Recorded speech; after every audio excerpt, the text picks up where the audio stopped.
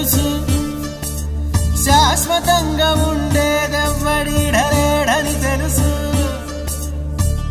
తెలుసు ఇది నీటి మూటని, తెలుసులే గాలి మేడని, తెలుసు ఈ బుడగ టప్పని పగిలిపోతదని, తెలుసు ఒట్టిపై ఉన్నదంత ఉష్కాకి అని.